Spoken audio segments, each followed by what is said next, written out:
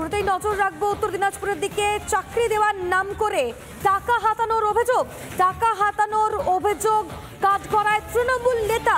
রায়গঞ্জের ভাটুলের এই ঘটনা। প্রাইমারিতে চাকরির নামে 5,85,000 টাকা নেওয়ার অভিযোগ। পরপর দুবার রায়গঞ্জ থানায় অভিযোগ দায়ের করা হয়েছে। অভিযোগকারী কি বলছে শুনুন। আমি একটা কেস করেছি, তার মানে কেস করেছি ফরিদুদ্দিন শেখ নামে এক দালালের উপরে। সে আমাকে চিট করেছে। 2017 সালে প্রাইমারি চাকরি দেবো বলে আমার কাছে 5,85,000 টাকা নেই, চাকরি দিতে পারেনি এ পর্যন্ত। দ্বিতীয়ত ওর কাছে আমি টাকা চাইতে গেলে আমাকে অনেক রকমের প্রাণনাশের হুমকি দেয়। তারপরে আমি এসপির কাছে 2022 সালে এসপির কাছে দ্বারস্থ হয়। এসপি সাহেব আমাকে আবার থানা পাঠায়। থানা কিন্তু আমার কেস নেয়নি। তারপরে কিছুদিন থাকার পর 2023 সালে আবার থানাতে আমি দ্বারস্থ হই, কিন্তু এ পর্যন্ত থানার যে আয়ো সুশান্ত বৈষ্ণব, তিনি ওই অপরাধীর সঙ্গে একটা সম্পর্ক রয়েছে। এখানে আজকে জজ সাহেব রিজেক্ট করেছেন, কিন্তু আমি কেসটাতে লড়লেও আমি খুব গরিব মানুষ, খুব অসহায়। আমার প্রাণনাশের হুমকি আছে, আমাকে প্রাণনাশের হুমকিও দিচ্ছে। পুলিশের বিরুদ্ধেও কার্যত নিষ্ক্রিয়তার অভিযোগ তুললেন ওই অভিযোগকারীর আইনজীবী। তিনি কি বলছেন শুনুন। ফরিদুদ্দিন শেখ ওরফে ফিরোজ শেখ, তিনি একটি অ্যাপ্লিকেশন করেছিলেন এবং আন্ডার সেকশন 420 and 506 এর অ্যালিগেশন তার এগেইনস্টে ছিল রায়গঞ্জ থানা, রায়গঞ্জ কেসে।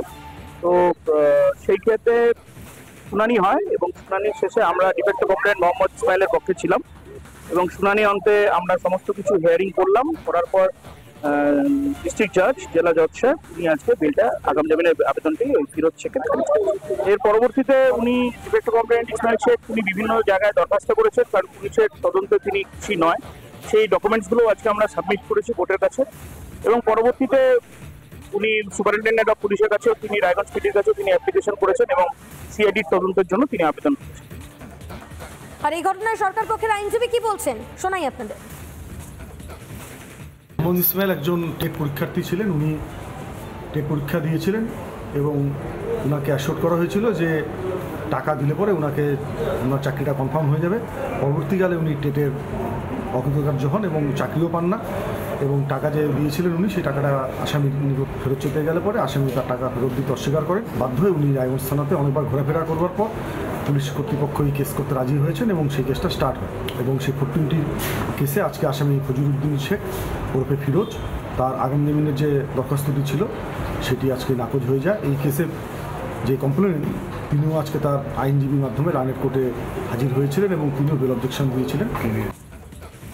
চাকরি দেওয়ার নামে টাকা হাতানোর অভিযোগ তৃণমূলের বিরুদ্ধে, আর এই নিয়ে স্থানীয় তৃণমূল নেতৃত্ব কি বলছে শুনুন। কেউ চাকরি দিয়ে টাকা নিয়েছে, নিশ্চয়ই সেটা বেআইনি।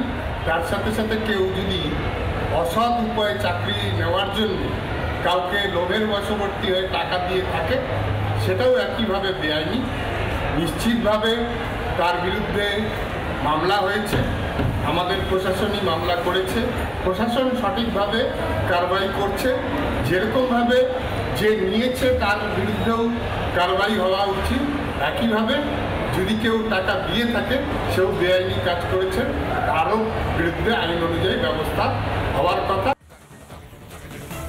ওই তৃণমূল নেতার বিরুদ্ধে তদন্ত হচ্ছে, দুটো কাজই বেআইনি, তাই শাস্তি হওয়া উচিত, এমনটাই মন্তব্য স্থানীয় তৃণমূল নেতৃত্বের। রায়গঞ্জের ভাটুলের এই ঘটনা, চাকরি দেওয়ার নাম করে টাকা হাতানোর অভিযোগে কাঠগড়ায় তৃণমূল প্রাইমারিতে চাকরি দেওয়ার নাম করে 5,85,000 টাকা নেওয়ার অভিযোগ এবং রায়গঞ্জ থানায় অভিযোগ দায়ের করা হয়েছে। পুলিশও কোনো ব্যবস্থা নিচ্ছে না, এরকমটাই অভিযোগ করলেন অভিযোগকারী।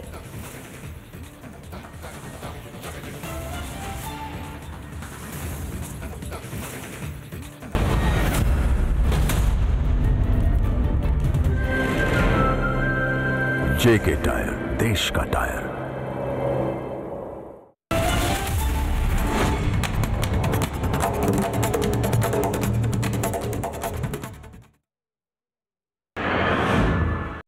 ফের বার্তা বাড়তে পারে গরম। আলিপুর আবহাওয়া দপ্তরের অন্তত এমনটাই পূর্বাভাস এখনো পর্যন্ত, কারণ বেশ কয়েকদিন ধরেই কিন্তু টানা বৃষ্টিতে ভিজেছে দক্ষিণবঙ্গের একাধিক জেলা। তবে আগামীকাল থেকে তাপমাত্রা আরো খানিকটা বৃদ্ধি হতে পারে বলে জানিয়েছে হাওয়া অফিস। এমনকি তাপমাত্রা 4 থেকে 5 ডিগ্রি সেলসিয়াস পর্যন্ত বাড়তে পারে বলে জানা যাচ্ছে।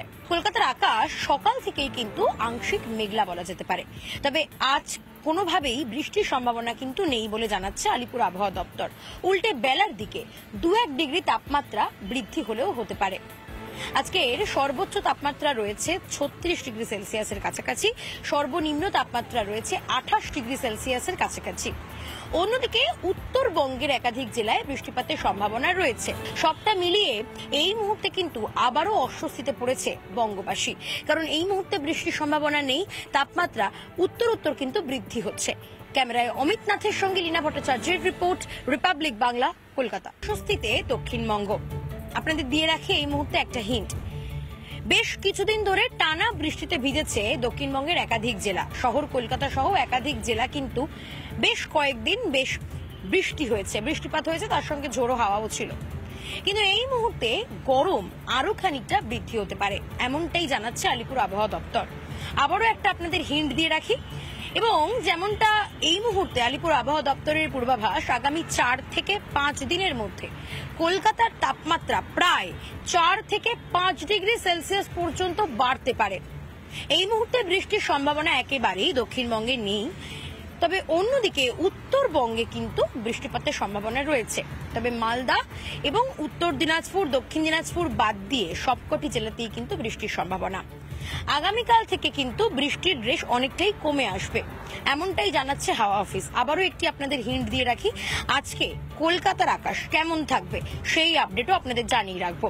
আজকে কলকাতার আকাশ সকাল থেকেই রয়েছে আংশিক মেঘলা, তবে বেলার দিকে তাপমাত্রা 2 থেকে 1 ডিগ্রি পর্যন্ত কিন্তু বাড়তে পারে। 1 ডিগ্রি কিংবা 2 ডিগ্রি পর্যন্ত তাপমাত্রা বৃদ্ধির সম্ভাবনা রয়েছে।